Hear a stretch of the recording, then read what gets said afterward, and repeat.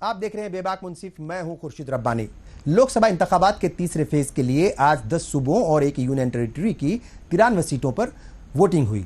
तीसरे फेज में वोट फीसद की बात की जाए तो शाम 5 बजे तक के आंकड़े हमारे पास आ चुके हैं और शाम 5 बजे तक के आंकड़ों के मुताबिक करीब 60% जो है वो वोट डाले गए। सबसे ज्यादा वेस्ट बंगाल और असम में करीब 74% वोटिंग हुई, जबकि सबसे कम महाराष्ट्र में 53% के करीब जो है वो वोट डाले गए। हालांकि फाइनल आंकड़े आना अभी बाकी है। तीसरे फेज के बाद तक कुल अगर सीटों की हम बात करें, जो टोटल सीट्स है पार्लियामेंट की, तो 283 सीटों पर वोटिंग हो चुकी है, जबकि सूरत सीट जो है, जो सूरत की सीट थी, वहां पर बिना इलेक्शन के ही बीजेपी जीत गई और उनका जो है एक तरीके से सर्टिफिकेट मिल गया वहां के कैंडिडेट को और वो सीट बीजेपी की झोली में जा चुकी है। बात अगर मुद्दों की करें तो तीसरे फेज तक आते आते महंगाई, बेरोजगारी, किसानों और नौजवानों से जुड़े असल मुद्दों की जगह हिंदू मुस्लिम पाकिस्तान और संविधान खत्म करने जैसे मुद्दों पर ज्यादा बात हुई। और अभी कुछ देर पहले ही प्राइम मिनिस्टर जो है वो कसाब का भी जिक्र कर चुके हैं। हालांकि इसमें जो कसूरवार है वो कांग्रेस है, चूंकि उनके एक लीडर ने अभी कुछ इस तरह की बातें कही थी, कुछ ऐसे बयान दिए थे। जाहिर तौर पर जब ऐसे बयान दिए जाते हैं तो सामने वाली पार्टियां उन्हें लपकती हैं और उनके ऊपर फिर सियासत होती है। बहरहाल आज बेबाक मुंसिफ में हम इसी मुद्दे पर चर्चा करेंगे और बात तीसरे फेज की करेंगे और जानेंगे कि लोकसभा की आधी से ज्यादा सीटों पर वोटिंग होने के बाद सियासी दलों की टेंशन कुछ कम हुई या फिर उनके दिलों की जो धड़कनें हैं वो और तेज हो गई। और इस मुद्दे पर चर्चा करने के लिए कई खास मेहमान हमारे साथ जो है वो जुड़ेंगे। बीजेपी से अनिरुद्ध त्रिपाठी जी कुछ देर के बाद हमारे साथ जुड़ेंगे, कांग्रेस से रोहन सिंह हमारे साथ होंगे, समाजवादी पार्टी से आजम खान साहब हमारे साथ जुड़ चुके हैं और जाने माने सहाफी वसीम अकरम त्यागी जी भी हमारे साथ मौजूद हैं स्टूडियो में। मैं तमाम मेहमानों का इस्तकबाल करता हूं, स्वागत करता हूं। और वसीम अकरम त्यागी जी, जाहिर तौर पर एक तरीके से अगर देखा जाए तो 284 सीटों का हिसाब किताब हो चुका है, ठीक है साहब, आधी से ज्यादा सीटों पर वोटिंग हो चुकी है। क्या माना जाए, ये मतलब टेंशन कम हुई होगी या यहां से टेंशन कुछ पॉलिटिकल पार्टीज की, कुछ लीडर्स की बढ़ेगी, उनके दिल की धड़कनें बढ़ेंगी, क्या कहेंगे?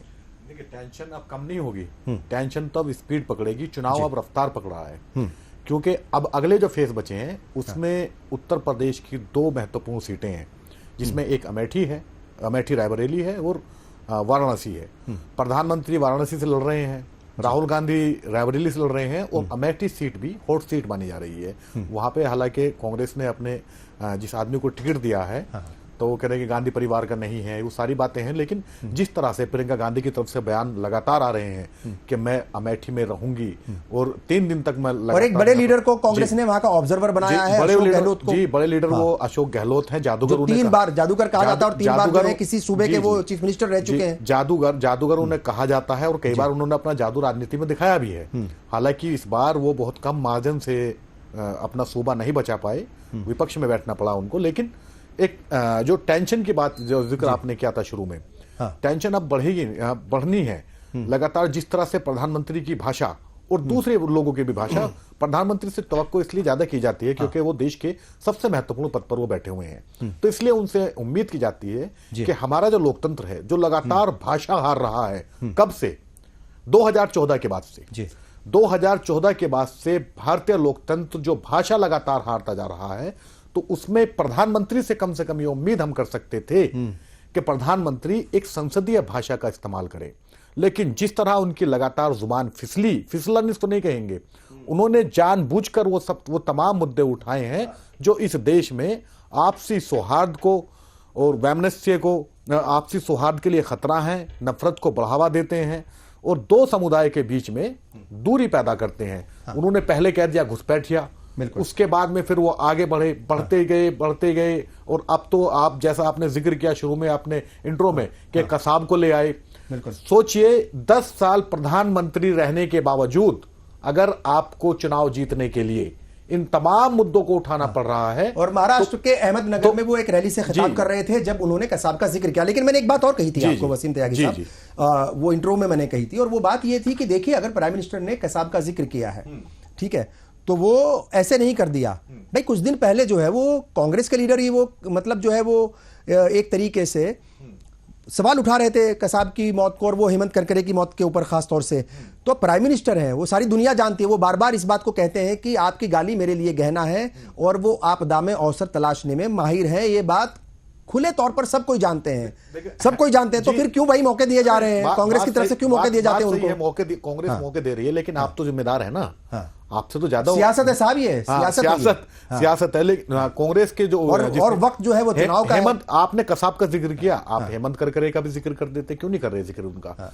जिनकी शहादत को उन्हीं की पार्टी के एक नेता साध्वी प्रज्ञा सिंह ठाकुर, उन्होंने जिनकी शहादत को कहा कि मुझे, उन्हें श्राप लगा मेरा, और उस नेता को इन्होंने टिकट देकर सांसद बनाया, लोकसभा में बैठाया, अभी तक बरी नहीं हुई है वो किसी केस से। मगर किसी वजह से, किसी एक वजह से सांसद रहते हुए जब वो पार्लियामेंट में थी, मेंबर थी, तो प्राइम मिनिस्टर ने उनको ये भी कहा था कि मैं कोई एक वजह थी, वो वजह दिल से माफ नहीं कर पाऊंगा, वो वजह दूसरी, और टिकट भी काट दिया इस बार। वो गोडसे का महिमा मंडन करने की वजह थी, जिसका महिमा मंडन उन्होंने किया था साध्वी प्रज्ञा सिंह ठाकुर ने। इस वजह से उन्होंने कहा था कि मैं दिल से माफ नहीं करूंगा।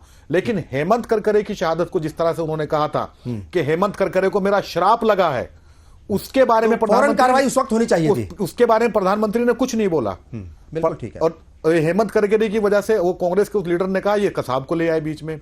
आप बताइए ना, 10 साल के अंदर आपने कहां पहुंचाया इस देश को, आप बता दीजिए। आप कहते हो G20 की बात, G20 हमारे देश में हुआ और आपने नारा दिया उसमें, और हमें गर्व है कि हमारे देश ने नारा दिया कि one earth, one family, one future. जब आप विश्व में ये नारा दे रहे हो, दुनिया भर के देशों के सामने आप सीना ठोक कर कह रहे हो कि one earth, one family, one future, उसी देश में आप कह रहे हो कि ये आपका आरक्षण छीनकर मुसलमानों को दे देंगे। उसी देश में अपने नागरिकों को घुसपैठिया बता रहे हो, उसी देश में ज्यादा बच्चा पैदा करने वाले बता रहे हो। सही है। आपकी जो भाषण है, आपकी जो दावे हैं, वो तो आपका जो अमल है उसके तो बिल्कुल विपरीत है। आप क्यों ऐसी बातें कर रहे हो? आप तो सीधे सीधे ये कह रहे हो, आप कह रहे थे कि सबका साथ, सबका विश्वास, सबका प्रयास, इतने सबका जोड़ता चले गए उसमें, और आपने अब सबको अलग अलग कर दिया।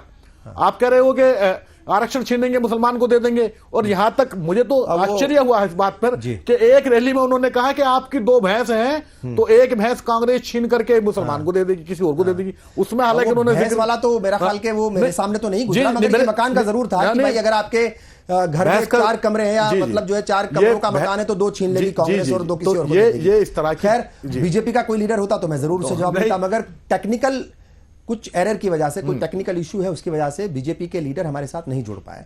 तो मगर समाजवादी पार्टी के लीडर हैं आजम खान साहब, और ये स्पोक्स पर्सन है आजम खान साहब।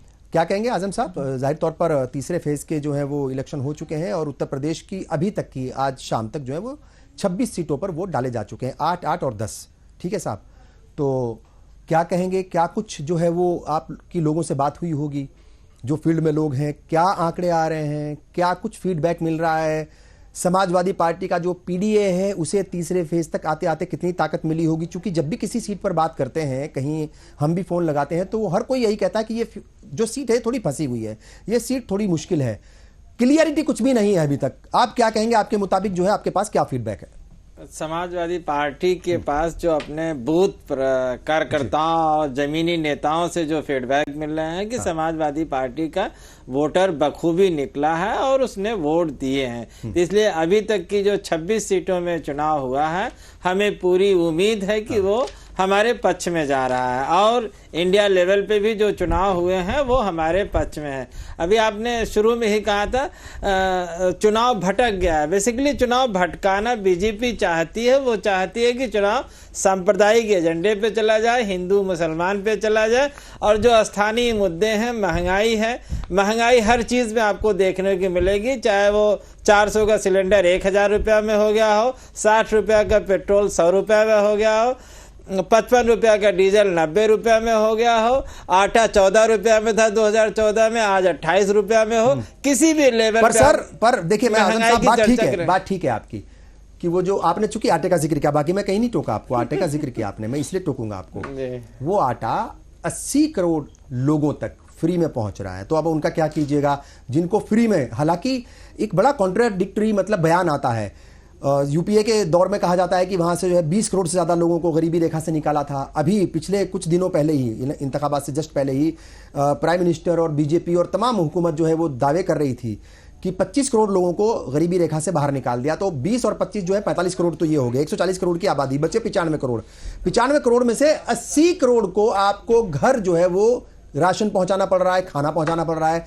तो क्या सिर्फ 15 करोड़ लोग ही ऐसे हैं, मतलब जिन्हें जो है वो यानी किसी चीज की जरूरत नहीं है, जो मिडिल क्लास है या अपर क्लास है? मतलब ये बड़ा उलझा हुआ सवाल है ये। और ये कहीं ना कहीं मेरा ख्याल कि समाजवादी पार्टी या दूसरी पॉलिटिकल पार्टीज जो है, जो एनडीए के सामने है, उनके लिए मुश्किल है कि भाई वो जो राशन पहुंच रहा है, जिसके घर में नमक पहुंच रहा है, और नमक हलाली जो है वो हमेशा जिक्र होता है उसका, तो फिर वो क्या करेगा? वो तो वोट मोदी जी को ही देगा ना, वहां आपका पीडीए कहां चलेगा?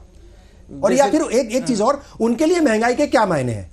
बेसिकली खुर्शीद भाई, सिर्फ और सिर्फ 5 किलो गेहूं और 5 किलो चावल ही इंसान को अपनी जिंदगी में जरूरत नहीं होती है। रसोई में क्या सिर्फ गेहूं और चावल से, यानी खाने के लिए उसे दाल नहीं चाहिए, सब्जी नहीं चाहिए?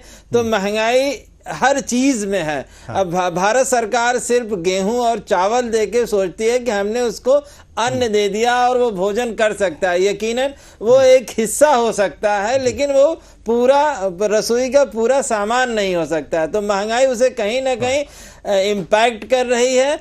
और दूसरी बात, जो दलित है, जो पिछड़ा है, जो अल्पसंख्यक है, उसे संविधान से जो अधिकार मिले हुए हैं वो अधिकार भी भाजपा छीन रही है ना। आज उसे आरक्षण की जब हम लोग चर्चा करते हैं, हम लोग कहते हैं कि भाजपा आरक्षण छीन रही है। तो 2014 में एससी, एसटी और ओबीसी के 29 लाख पद भारत सरकार में थे जी। आज 2024 में डीओपीटी यानी भारत के कार्मिक मंत्रालय का डाटा है, जिसके कि मुखिया माननीय प्रधानमंत्री खुद हैं, वो कह रहा है कि सिर्फ 19 लाख एससी, एसटी, ओबीसी के कर्मचारी बचे हैं भारत सरकार में। यानी 10 लाख कर्मचारियों का भारत सरकार में एसटी, ओबीसी का नुकसान हुआ है, यानी 35% डाउनफॉल हो गया है। हाँ। तो आप बताइए, जब आप सरकारी नौकरी देंगे नहीं, सरकारी नौकरी भरेंगे नहीं, तो जो दलित है, जो पिछड़ा है, अल्पसंख्यक है, उसे नौकरी कहां से मिलेगी? क्योंकि आप जानते हैं प्राइवेट सेक्टर में आरक्षण की कोई व्यवस्था नहीं है। हाँ। और शायद ये जो पिछड़ा क्लास है वो इतना स्किल्ड नहीं है कि वो प्राइवेट में अपने को compete कर सके, इसलिए उसे भारत सरकार की, राज्य सरकार की नौकरियों की आवश्यकता होती है। अगर उसे आगे बढ़ाना है तो सरकार को सरकारी नौकरियां प्रोवाइड करानी पड़ेगी।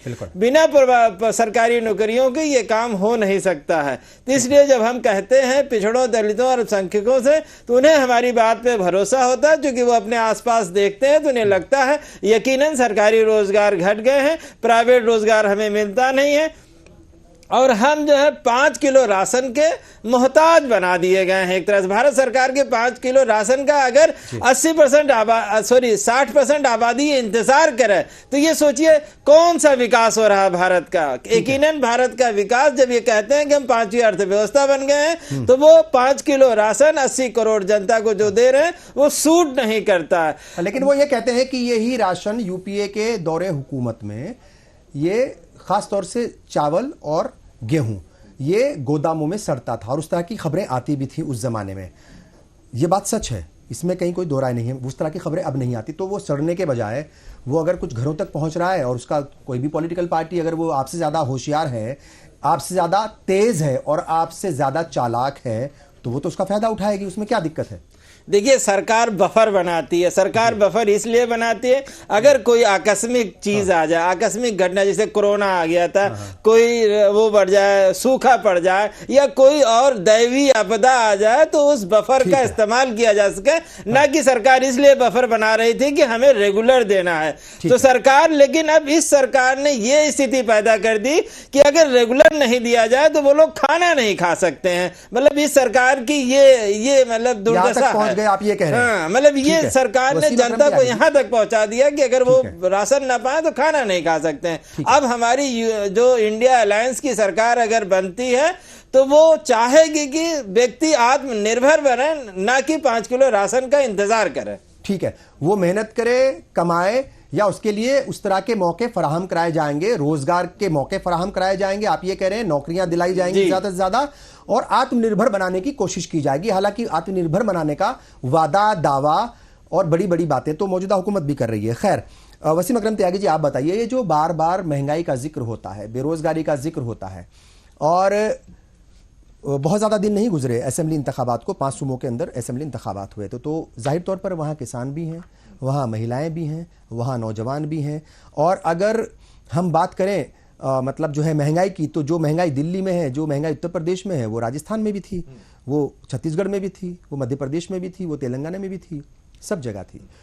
तो वो जिस बात का बार बार जिक्र अपोजिशन करती है कि महंगाई बहुत है, बेरोजगारी बहुत है, लोगों के अंदर मौजूदा हुकूमत से गुस्सा बहुत है, तो वो गुस्सा उस वक्त क्यों नजर नहीं आता, वोट के वक्त? क्या ये जो मतलब भड़काऊ भाषण है या जो ये पोलराइजेशन की पॉलिटिक्स है वो ज्यादा मतलब हावी हो जाती है उस वक्त? बाकी चीजों का आदमी के पास सोचने का वक्त ही नहीं रहता। वो सोचता है कि ठीक है, महंगाई होगी, कोई बात नहीं, हो जाएगी, मैं मतलब जो है वो पैसे ज्यादा खर्च कर दूंगा, मगर मैं मेरी आइडियोलॉजी से और मैं मेरे मजहब के नाम पर जो सियासत होती है उससे मैं कतई जो है वो कॉम्प्रोमाइज नहीं करूंगा। काफी हद तक ये बातें आपने खुद ही कह दी हैं। दूसरी बात आप मैं शुरू में करूंगा, उन्होंने कहा जो सरकार दावा कर रही है कि हमने 25 करोड़ लोगों को गरीबी रेखा से बाहर निकाल दिया, तो इसका मतलब ये हुआ कि इस देश के हर 5 में से 1 आदमी को आपने गरीबी रेखा से बाहर कर दिया। वो कहाँ है वो आदमी? कैमरे पे क्यों नहीं दिखता वो आदमी? उसे लेकर आयो ना, बताए कि मैं मोदी की वजह पहले गरीब था, 2014 से पहले, जब से मोदी सरकार आई मैं गरीबी से निकल के बाहर आ गया। दूसरी बात, लोग मिलेंगे आपको कैसे? लोग आपको ऐसे मिलेंगे, कहेंगे कि पेट्रोल चाहे 500 रुपये लीटर हो जाए लेकिन वोट हम मोदी को देंगे, दाल चाहे 400 रुपये किलो हो जाए हम वोट जो है मोदी को देंगे। तो ये इस तरह के लोग आपको मिलेंगे। इन्हें पहले 2014 से पहले महंगाई नजर आती थी, 2014 के बाद में महंगाई नजर नहीं आती, पेट्रोल के प्राइस बढ़ते हुए प्राइस नजर नहीं आते। ये सारी चीजें तो हैं ही। एक साथ एक चीज और भी है जी, 2014 में सत्ता परिवर्तन के बाद से लगातार एक चीज पर इस सरकार में निरंतर काम हुआ है और वो है डिवाइडेशन।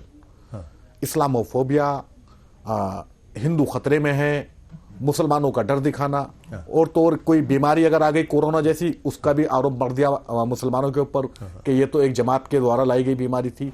ये इस तरह की चीजें जो इस सरकार में हुई हैं, उसने इस्लामोफोबिया को बढ़ावा दिया है और ये मान लिया है कि मोदी अगर है तो देश सुरक्षित है, मोदी अगर है तो हिंदू सुरक्षित है, और अगर मोदी नहीं रहेंगे, मोदी सत्ता से हट जाएंगे तो फिर उनके मकानों पे कब्जे हो जाएंगे, उन पे आक्रमण होंगे। ये तमाम चीजें, ये इस तरह का डर बीजेपी का जो शक्तिशाली प्रचार तंत्र है, व्हाट्सएप यूनिवर्सिटी जिसको बोलते हैं, उसने मतदाता के भीतर बिठाया। आपने मैं आपसे टोक रहा हूं, देखिए ठीक है, सारी बातें आपकी ठीक है कि भाई वो उनका प्रचार तंत्र बहुत मजबूत है, बड़ी मतलब सिस्टमेटिक अंदाज में वो काम करते हैं। मगर जो अपोजिशन पॉलिटिकल पार्टियां हैं, वो अगर उनसे सब कुछ नहीं होता, चलो मान लिया नहीं आता था उनको, तो कम से कम सीख ही लेते।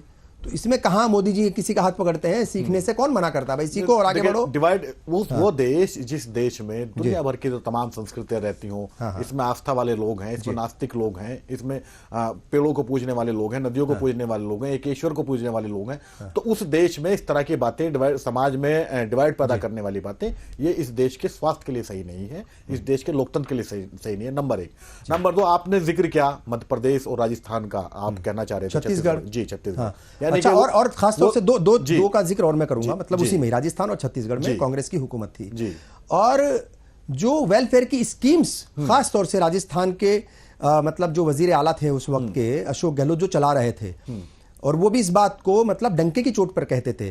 कई सारे सूबे उसकी नकल कर रहे थे, या फिर ये कह लीजिए कि वो रोल मॉडल के तौर पर काम कर रहे थे। मतलब बहुत सारी स्कीम्स लेकर के आए थे, और शायद यही वजह है कि 3 बार वो चीफ मिनिस्टर बने और तीसरी बार में वो बहुत कम मार्जिन से हारे, ऐसा पहली बार हुआ है। उसके बावजूद भी मतलब जो है इतनी सारी स्कीम्स मिलना, इतना, और वो अलग अलग जगह जाते थे लोगों के बीच में उन स्कीम्स का फायदा पहुंचाने के लिए, खुद लोगों से बात करते थे। उसके बाद भी अगर हार गए तो फिर इसका मतलब यह है कि कई सारी अलग चीजें ही चल रही हैं। फिर कई सारी वजह है उसमें। सचिन और गहलोत का जो आपसी टकराव था वो भी एक बड़ी वजह थी कांग्रेस में, क्योंकि काफी बिल्कुल जब इलेक्शन बिल्कुल सर पर आ गया तब जाकर के वो कशीदगी दोनों में दूर हुई। और इसके अलावा प्रधानमंत्री ने बार बार वो अपने चुनाव प्रचार की शुरुआत ही करी कन्हैयालाल से, कन्हैयालाल के मर्डर से शुरुआत उन्होंने करी, और पूरे चुनाव वो उसको बनाते रहे। उसी राजस्थान में राजस्थान के 2 लड़के जुनैद और नासिर, उन्हें गौ रक्षकों ने जिंदा जलाकर मार दिया हरियाणा में लाकर के। 2 बच्चे वो उन्हें मार दिया, उनका जिक्र प्रधानमंत्री ने नहीं किया। गाय के नाम पर जितनी हिंसाएं हुई उनका जिक्र प्रधानमंत्री ने नहीं किया। इंद्र मेघवाल नाम के एक बच्चे को पानी का मटका छूने की वजह से मार दिया गया, सवर्ण जाति के एक शिक्षक ने, उसका जिक्र प्रधानमंत्री ने नहीं किया। क्यों? क्योंकि उनकी वोट बैंक की राजनीति पे वो सूट नहीं करता था। उन्होंने कन्हैया का जिक्र किया, और इतनी बार जिक्र किया, इतना ज्यादा उन्होंने डर दिखा दिया उसका, कि जो माहौल था वो उनके फेवर में ना होते हुए भी उनके फेवर में चला गया। ये एक बड़ी वजह। ये जो धर्म जिसको कहा जाता है कि अफीम है, इसमें कोई दो राय नहीं। जब धार्मिक आस्था माथे पर आ जाती है, आंखों पे चढ़ जाती है आस्था का चश्मा, तो फिर विवेक काम करना बंद कर देता है, आदमी सोचना बंद कर देता है। और इसी वजह से यहाँ की इस देश की जो आबादी है, 13% आबादी से यहाँ डराया जा रहा है एक बड़े बहुसंख्यक समाज को। ज्यादा बच्चे पैदा करते हैं, देश के संसाधनों पर कब्जा कर लेंगे। 13 नहीं, आप थोड़ा सा करेक्ट कर लीजिए खुद को। 14.2 जी, 14.2% आबादी 11 के मुताबिक जी इस देश की 80% आबादी को तकरीबन डराया जा रहा है। और विडंबना यह है कि उसमें से एक बहुत बड़ा वर्ग 25 से 30% के आसपास वो डर भी जा रहा है, और वो वोट करने जा रहा है बीजेपी को इसी डर के आधार पर कि संसाधनों पर कब्जा कर लेंगे, ये तो बच्चे ज्यादा पैदा करते हैं, 4 बीवियां रखते हैं। ये इस तरह की बातें हैं जो व्हाट्सएप यूनिवर्सिटी से फैलाई जाती हैं। और बीजेपी के बड़े नेता इन्हें मंचों से बोलते हैं, साथ ही कुछ उनके अनुसांगिक संगठनों के लोग हैं जो गली गली मोहल्ले में जाकर के सभाएं करते हैं। आप पिछले दिनों महाराष्ट्र से एक रिपोर्ट आई थी कि 3 महीने के अंदर हिंदूवादी संगठनों के लोगों ने 150 से ज्यादा सभाएं की है वहां पर महाराष्ट्र में जी। उन सभाओं में जो जिस तरह के भाषण दिए जाते हैं उससे किसी को बताने की जरूरत नहीं है। हरिद्वार में जिस तरह की स्पीच दी गई जिसपे सुप्रीम कोर्ट ने संज्ञान लिया, वो किस तरह के भाषण थे उसकी कोई जरूरत नहीं है। धर्म संसद का नाम दिया जाता था, धर्म संसद का उसको नाम दिया गया। तो ये तमाम चीजें हैं जो लगातार एक कम्युनिटी के खिलाफ हेट फैलाती हैं। और अब जब लाख कोशिश करने के बावजूद जब हिंदू मुस्लिम कहीं दिखाई नहीं दे रहा है, ध्रुवीकरण की राजनीति कहीं सफल होती नहीं दिखाई दे रही है, खासतौर से पश्चिम उत्तर प्रदेश और मुजफ्फरनगर जैसे उन इलाकों में जहां पर सांप्रदायिक हिंसा हुई है, जिनका इतिहास रहा है, वहां तो चुनाव निपट गया और बिना किसी विवादित बयान के, बिना किसी भड़काऊ बयान के वहां पे चुनाव हो चुका। तो प्रधानमंत्री ने फिर खुद मोर्चा संभाला और खुद अब वो आ गए हैं उन बयानों पर जो बयान उन्हें बिल्कुल भी शोभा नहीं देते। मुझे कम से कम अब तो बिल्कुल भी उनको नहीं इस तरह के बयान देने चाहिए। देश के प्राइम मिनिस्टर हैं, 2 बार इस देश ने, और पूरी दुनिया देखती है। अगर प्राइम मिनिस्टर बोलते हैं तो पूरी दुनिया की निगाह रहती है। वो 400 पार का नारा दे रहे हैं, हम कह रहे हैं 400 पार नहीं, आप 500 ले आइए। लेकिन जब जनता आपको जिता रही है उसके बावजूद आप इस तरह की भाषा जो बोल रहे हैं, बिल्कुल वो आप चुनाव तो खत्म हो जाएंगे, लेकिन इसका जो असर है वो दूर तक रहेगा। बिल्कुल ठीक। और हैरानी इस बात की है, पहले चरण के बाद में सोशल मीडिया पर इनकी पार्टी को सपोर्ट करने वाले कुछ लोगों ने लिखा कि चुनाव में मजा गर्मी लाइए, जोश लाइए, उसके अगले दिन मुद्दों पर आइए, यानी जो असल मुद्दे वही हिंदू मुस्लिम वाले में। अगले दिन प्रधानमंत्री उसी मुद्दों पर आ गए। लेकिन मैं थोड़ी 2 सेकंड उदय प्रताप सिंह कहकर गए हैं, जिंदा है अभी, उनकी एक लाइन है कि न तेरा है न मेरा है, ये हिंदुस्तान सबका है। नहीं समझी गई ये बात तो नुकसान सबका है।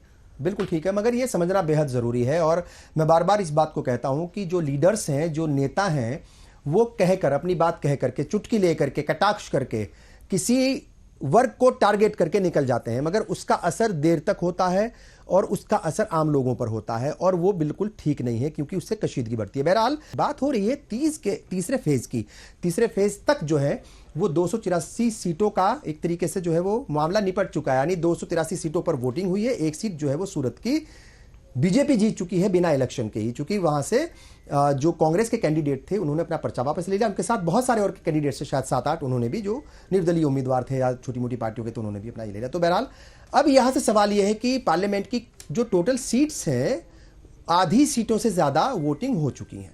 अब यहां पर जो पॉलिटिकल पार्टीज हैं, जो बड़े लीडर्स हैं, जो जिम्मेदार हैं अपनी अपनी पार्टियों के, उनकी टेंशन आधी हुई है या फिर आधी पहले के मुकाबले बढ़ गई है, इसी पर हम बात कर रहे हैं। 2 खास मेहमान हमारे साथ लगातार बने हुए हैं, वसीम अकरम त्यागी साहब और आजम खान साहब। आजम खान जो है वो समाजवादी पार्टी के तर्जुमान हैं, वसीम अकरम त्यागी साहब जो है वो जाने माने सहाफ़ी हैं। मैं दोनों का एक बार फिर इस्तकबाल करता हूँ। जाहिर तौर पर बहुत सारी बातें हो रही थी और बात ये हो रही थी कि वो लीडर्स जो है वो बयान देते हैं, उसका असर होता है और वो देर तक रहता है।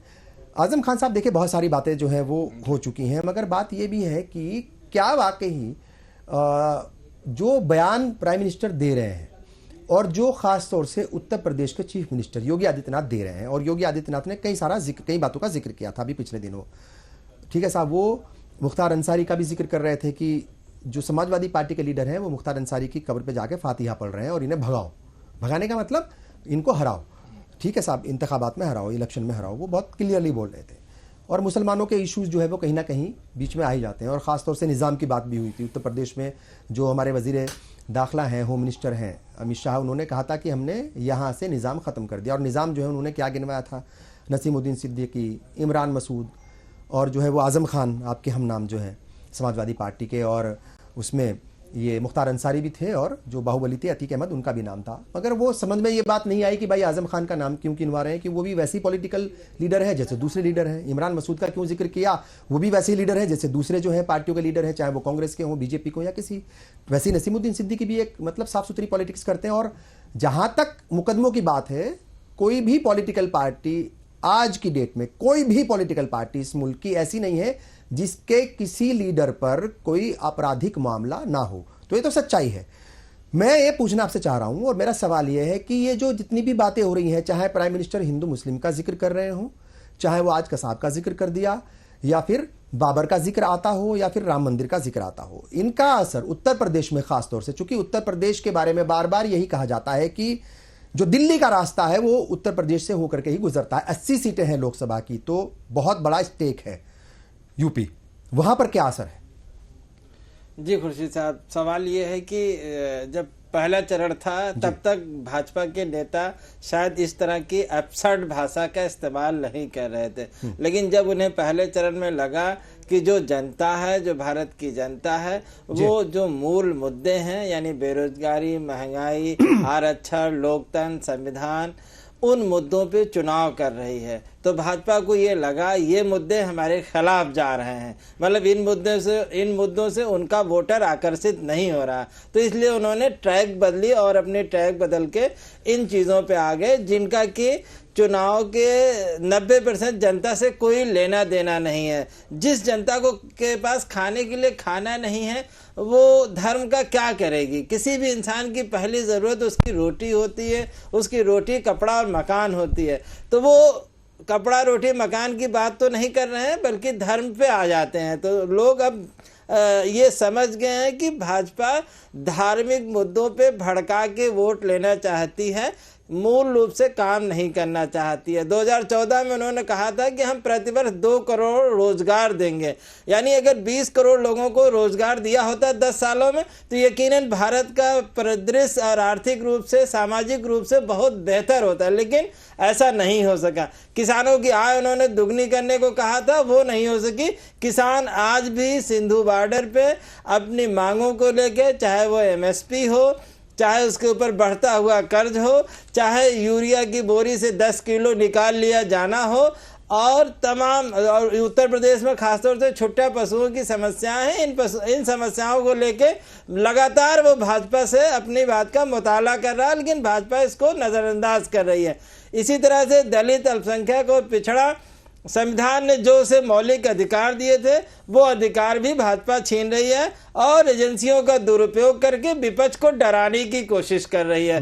तो ये सारे मुद्दे थे जिस पे जनता लामबंद हो रही थी। 90% जनता, जो PDA है, माननीय राष्ट्रीय अध्यक्ष अखिलेश यादव जी ने बार बार कहा है कि वो PDA ही इनको हराएगा, तो 90% जनता इनको हराने जा रही थी। तो इन्होंने सोचा अब धर्म की जो अफीम है शायद जनता उसका वो करे, उसको संज्ञान ले और हमारे वोटिंग परसेंटेज बढ़ जाए, लेकिन इनका वोटिंग बढ़ा नहीं। आज तक की हम लोगों की अपनी रिपोर्ट्स जो है अपने चैनल से है, वो एक अच्छा vote percentage India alliance, Samajwadi party और कांग्रेस को मिल रहा है, और आज तक 283 सीटों में यकीनन ये कहीं न कहीं पिछड़ते हुए नजर आ रहे हैं। चुनाव परिणाम आएगा तो ये लगेगा कि भाजपा आधी साफ हो चुकी है और इंडिया अलायंस बढ़त ले चुका है।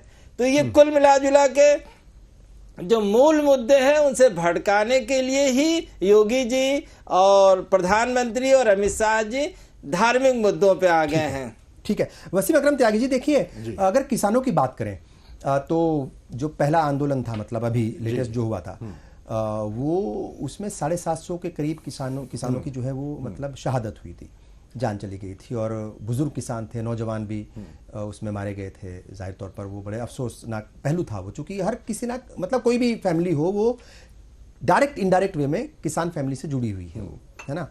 तो हमारी जिंदगियों का अहम हिस्सा जो है वो है किसान।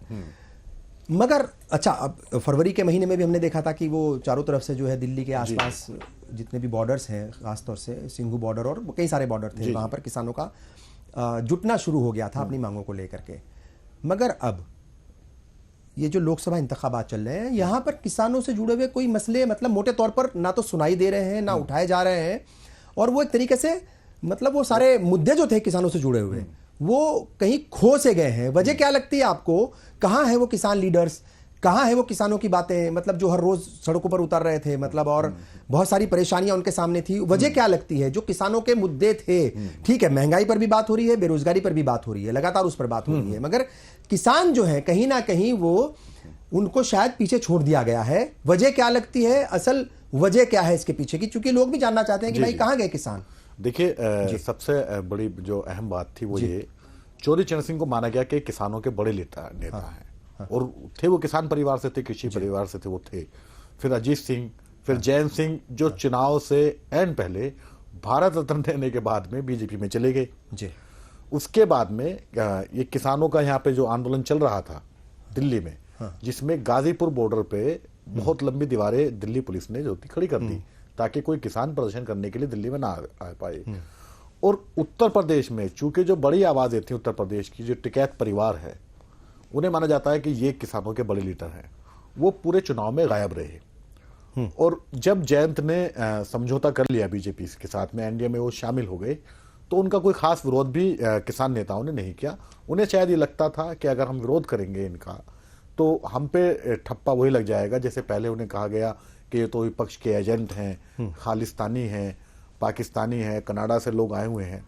तो वो तमाम मुद्दे जो किसानों की बात जो होनी थी, ये बिल्कुल आपने सही कहा, किसानों का इस पूरे चुनाव में कहीं कोई जिक्र नहीं हुआ है। किसानों की जबकि उससे पहले बहुत सारी बातें हो रही थी। एक बड़ा जो बात मानी जा रही थी, जो असल में मीडिया ने जो टिकैत परिवार है, इन्हें माना है कि ये यूपी में सबसे बड़े किसानों के लीडर हैं जी। तो यूपी में वो हो सकते हैं लीडर, लेकिन यूपी के बाहर जो किसान एकता मोर्चा जो बना हुआ है, जिससे पंजाब के और हरियाणा के किसान बड़ी संख्या में हैं, वो हैं, लेकिन उन्हें मीडिया फुटेज नहीं देता है। तो एक तो वहां से वो गायब हुए, दूसरा ये लोगों को भी लगा कि जब इनके प्रधानमंत्री जी ने कानून वापस ले लिए थे, ये फिर से आ गए। तो जिस तरह से बदनाम करने की कोशिश की जाती है आंदोलन को, किसी भी आंदोलन को, तो उसी आंदोलन को उसका भी खामियाजा भुगतना पड़ा। उसी का नतीजा है कि जो इस बार जो किसान आए फरवरी में, इसमें उत्तर प्रदेश के सरहद से कोई किसान दिल्ली में दाखिल ही नहीं हो पाया, बिल्कुल, और ना कोई आ पाया। और वैसे सपोर्ट के तौर पर भी अगर हम देखें पिछले बार के मुकाबले वो वैसा इस बार किसान आंदोलन वैसा नहीं था, या उतनी सपोर्ट सारे संगठनों की नहीं मिली थी, क्योंकि दर्जनों संगठन है किसानों के भी, ऐसा नहीं कि कोई एक आध संगठन। बिल्कुल बिल्कुल। और दूसरा ये किसान फिर उसमें अलग अलग तरह के किसान हो गए।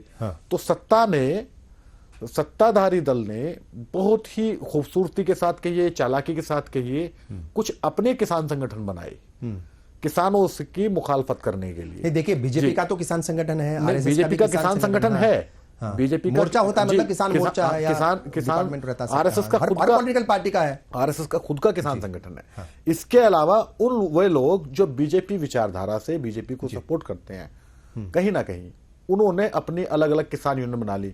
भारतीय किसान यूनियन महात्मा टिकैत, भारतीय किसान यूनियन भानु गुट, भारतीय किसान यूनियन ये वाला गुट। भानु गुट तो जो है अभी 2 दिन पहले ही समाजवादी पार्टी के साथ आ गए, तो ये जी तो ये इस तरह के, मैं यही कह रहा था खुर्शीद भाई कि देखिए, मीडिया से किसानों को मुद्दे गायब हो सकते हैं, लेकिन जमीन पे मुद्दे हैं। अच्छा। किसान इस बात के लिए परेशान है कि उसकी आय नहीं हो रही है, वो अपने लड़कों को पढ़ा नहीं पा रहा है और अपनी जिंदगी भी कायदे से गुजर बसर नहीं कर पा रहा है। इसलिए वो जमीन से नहीं गायब हुए हैं, मीडिया से गायब हो सकते हैं, बीजेपी के नेताओं के भाषणों से गायब हो सकते हैं, लेकिन इंडिया अलायंस के लिए वो कोर मुद्दा है। और अगर Samajwadi party, Congress, India alliance की सरकार बनती है तो किसान सेंट्रल वो होंगे, केंद्र में होंगे, हमारे केंद्र बिंदु होंगे किसान। अगर भारत के किसानों की तरक्की हो जाती है तो ये मान लीजिए कि भारत की तरक्की हो गई। बिल्कुल ठीक है। अच्छा देखिए, बहुत सारी बातें हैं, और 2022 के अगर विधानसभा चुनाव की बात हम करें उत्तर प्रदेश की, तो बड़ी शिद्दत के साथ, बड़ी मेहनत के साथ, चूंकि कोई भी पार्टी चुनाव में उतरती तो वो शिद्दत और मेहनत और लगन के साथ ही, जोश के साथ ही उतरती है। मगर समाजवादी पार्टी के बारे में ये कहा गया उस वक्त आजम खान साहब कि वो ओवर कॉन्फिडेंट नजर आ रहे थे, और इतने ओवर कॉन्फिडेंट हो गए थे कि उनके जो छोटे छोटे कार्यकर्ता हैं, लीडर्स हैं, वो अनाप शनाप बयान दे रहे थे, और वो छोटे छोटे क्लिप्स जो हैं फिर वो सर्कुलेट हुए, लोगों ने सर्कुलेट किए। क्योंकि मौका तो आप ही देते हैं ना, मतलब आपका मतलब कोई भी पॉलिटिकल पार्टी, भाई अगर बीजेपी पे इल्ज़ाम लगाते हैं कि साहब उन्होंने ये बोला या उन्होंने जो है ये व्हाट्सएप पर ये भेज दिया या ये मैसेज कर दिया, तो कहीं ना कहीं मौका जो है वो पॉलिटिकल पार्टियां ही देती हैं उन्हें। उस वक्त ये बार बार कहा गया कि जो अखिलेश यादव हैं वो और बाकी ऊपर से नीचे तक तमाम जितने भी लीडर्स हैं, चाहे छोटे हो या बड़े, वो ओवर कॉन्फिडेंट दिख रहे थे, और गर्मी निकालने की भी बात हुई थी, तमाम सारी बातें हुई थी। ठीक है साहब, मैं ये जानना चाह रहा हूँ कि ये जो आम इंतखाबात हो रहे हैं इसमें क्या बहुत संजीदगी से, सादगी से और खामोशी के साथ, मतलब यानी एक जो प्रॉपर वे में इलेक्शन लड़ा जाना चाहिए वैसे लड़ा जा रहा है, या इस बार भी ओवर कॉन्फिडेंट है? पहला सवाल में मतलब पहला जवाब जो है मैं आपसे जानना चाहूंगा वसीम अकरम त्यागी, किस तरीके से लग रहे हैं, क्योंकि 2022 को ध्यान में रखिएगा। देखिए, इसमें एक चीज और है जिसका जिक्र नहीं हो रहा। मैं पहले किसानों की बात पे आऊंगा। किसानों का आप जिक्र कर रहे थे। जी जी। एक इतना बड़ा मुद्दा है कर्नाटक में महिलाओं का, प्रज्वल रेवन्ना का मुद्दा जो है वो कितनी जल्दी टीवी स्क्रीन से गायब हुआ है, और बीजेपी का कोई भी नेता उस पर बोलने के लिए तैयार नहीं है कि उनके सहयोगी दल का एक नेता 2976 जिसके वीडियो रिकॉर्ड में हैं, वो इतना बड़ा ये उसने जो अपराध किया है, इस अपराध को करने के बाद मगर त्यागी जी प्राइम मिनिस्टर का बयान आया है उस पर, और उन्होंने कहा कि जीरो टॉलरेंस के साथ हम काम कर रहे हैं इस पर, और उन्होंने कांग्रेस की हुकूमत पर इल्जाम लगाया कि बाहर भगाने में उन्होंने मदद की। हालांकि ये तो एक इल्जाम है, दूसरे पे एक दूसरे, लेकिन पीएम ने बोला है, पीएम ने बोला है। जी जी जी जी। दूसरी बात ये, महिलाओं का अग्निवीर एक बड़ा मुद्दा था, ठीक है, बिल्कुल। उसको जो है बीजेपी का कोई नेता उसके बारे में नहीं बोलता है। बहुत लोगों की जिंदगी गुजर गई, निकल गई रेस लगाते लगाते, क्योंकि 18 से 21 साल तक के भर्ती होता है। एक साल अगर भर्ती ना निकले तो उम्र निकल गई, फिर आप किसी काम के नहीं है। बिल्कुल। तो फिर आपकी किस्मत जो बस आपकी तकदीर है जो आपको मिल जाए। ठीक है, ठीक है। तो भर्ती नहीं निकली, पेपर लीक के मुद्दे हैं, बहुत सारे मुद्दे हैं जिन पर बातें नहीं हो पा रही, और सीधे जन सरोकार से जुड़े हुए मुद्दे हैं। महंगाई, बेरोजगारी, ये तो है ही, साथ साथ में आप नए कितने लोगों को आप रोजगार देंगे। ठीक है। हाँ, तो ये जवाब मैं इनसे भी चाहूंगा आजम खान साहब, ये जो मैंने कहा, क्या आप इस बात से एग्री करते हैं कि 2022 का जो चुनाव था, जो असेंबली इंतखाबात थे उत्तर प्रदेश के, ओवर कॉन्फिडेंट जो है वो पॉलिटिकल लीडर्स, खासतौर से समाजवादी पार्टी के, चूंकि सामने मजबूती के साथ वही लड़ रही थी, पहले के मुकाबले नो डाउट 17 के मुकाबले बहुत बेहतर नंबर वो लेकर के आई असेंबली में, मगर जाहिर है जितने नंबरों की जरूरत थी वो नहीं आई, इसीलिए अपोजिशन में है। क्या वाकई ऐसा था, और क्या इस बार एहतियात बरत रहे हैं आपके लीडर्स तमाम? देखिए खुर्शी साहब, ओवर कॉन्फिडेंस का मसला नहीं था, यकीनन जनता हमें यकीन दिला रही थी कि हम आपके साथ हैं, और जनता ने हमें भरपूर वोट भी दिया। मगर आपके बयान देखिए, मैं फिर देखिए टोक रहा हूं आपको माफी के साथ, बहुत सारे ऐसे लीडर्स थे जिसमें उस वक्त के मौजूदा एमएलएस भी थे, कुछ कैंडिडेट भी थे जो इतने हल्के बयान दे रहे थे, और पुलिस को देख लेने की बात, वर्दी उतरवा देने की बात, गर्मी को ठंडा कर देने की बात, देखिए सारी बातें हुई थी। नहीं, गर्मी की बातें तो ये हो सकता है हमारे कुछ नीचे स्तर के कार्यकर्ताओं या नेताओं ने कही हो, मैं इसका तो मैं यही पूछ रहा हूँ कि क्या इस बार एहतियात बरती जा रही है? वो क्योंकि दिख रहा है इस बार काफी एहतियात से बातें हो रही है, बिल्कुल एहतियात बरती जा रही है, और कोशिश हो रही है कि जनता के सीधे मुद्दों की बात करी जाए, जो जनता के रोज के सरोकार हैं, चाहे वो बेरोजगारी हो। बेरोजगारी की जब हम बात करते हैं तो समाज में चारों तरफ हम जब नजर दौड़ाते हैं तो वो हमें दिखती है। जब हम किसान की बात करते हैं तो किसानों की तरफ हम नजर उठाते हैं तो किसानों का कर्जा किसानों का एक बहुत बड़ी समस्या है। अगर हम कारपोरेट घरानों के 16 लाख करोड़ रुपया माफ कर सकते हैं तो क्या अपने गरीब किसान के पैसे माफ नहीं कर सकते हैं? कर सकते हैं, लेकिन सोच होनी चाहिए, सरकार की वो नीयत होनी चाहिए। सरकार की वो नीयत नहीं है, हमारी नीयत बिल्कुल सामाजिक न्याय की है और आर्थिक असमानता कम करने के। दो हमारे सेंट्रल बिंदु होंगे अगर हमारी सरकार बनती है तो। हम एक तरफ कोशिश होगी कि सामाजिक न्याय का दायरा बढ़ाया जाए, दूसरी कोशिश होगी कि जो आर्थिक असमानता है भारत में उसे कम किया जाए। भाजपा ने उसको बहुत बढ़ा दिया है, गैप ज्यादा हो गया, बहुत गैप हो गया। सिर्फ राहुल गांधी बार बार ये कहते हैं कि 20-25 लोग ही ऐसे हैं जिनको ज्यादा मदद कर रही है मोदी हुकूमत, और जिनके पास इतना पैसा है बाकी की 80% के आबादी की जो आबादी है, मतलब 80-90%, उतना पैसा उनके पास नहीं जितना 20-22 लोगों के पास है। तो लेकिन सवाल ये भी उठता है कि क्या ये सिर्फ 10 साल में हुआ है? भाई आजादी को तो 75 साल से ज्यादा हो गए ना, तो क्या ये सिर्फ 10 साल में हुआ है? तो वैसा तो है नहीं कि 10 साल में ऐसा कुछ हो गया है। 10 साल में हुआ नहीं, लेकिन 10 साल में इन कारपोरेट घराने हावी हुए हैं, ये दिखता है हुकूमत पर, ये दिख रहा है, ये दिखता है एक कि चीज और कारपोरेट घराने हावी। ठीक है, वसीम अकरम त्यागी साहब, देखिए चूंकि हम इख्तिताम की तरफ बढ़ रहे हैं, प्रोग्राम को खत्म करने की तरफ बढ़ रहे हैं, अगले 2-3 मिनट ही हैं। मुसलमानों को लेकर के जो है वो लगातार हमने कहा कि भाई वो पहले फेज के बाद लगातार पीएम ने ही वो 21 अप्रैल से शुरुआत कर दी थी उसकी, और फिर वो मुसलमान वो हो रहा है। देखिए, कोई पार्टी टिकट दे, कोई कम दे या कोई ज्यादा दे या कोई ना दे, ठीक है साहब, मगर मुसलमान आज भी, चूंकि आजम खान ने, आपके जो हम नाम थे समाजवादी पार्टी के बड़े लीडर जो जेल में हैं, वो कहते थे कि जो हम लोग हैं ना, यानी मतलब मुसलमानों के बारे में वो कहते थे, वो चुनाव के वक्त की आइटम गर्ल है, और ऐसी ही कुछ बात जो है वैसी भी करते हैं। तो आप इन्हें लाइक करें या ना करें, मगर रहना इन्हीं के आसपास ही है, और मुद्दे भी इन्हीं के आसपास ही होते हैं। मुसलमानों का क्या रोल है 2024 के आम इंतखाबात में, और तीसरे फेज तक क्या रोल आपको नजर आया? कम से कम अल्फाज में दोनों से सवाल है। देखिए, मुस्लिम वोट बैंक का जो एक मिथ था, मुस्लिम वोट बैंक, वो तो 2014 में टूट गया जी। उसके बाद में 2019 में टूटा, 2017 के यूपी विधानसभा के चुनाव में टूटा।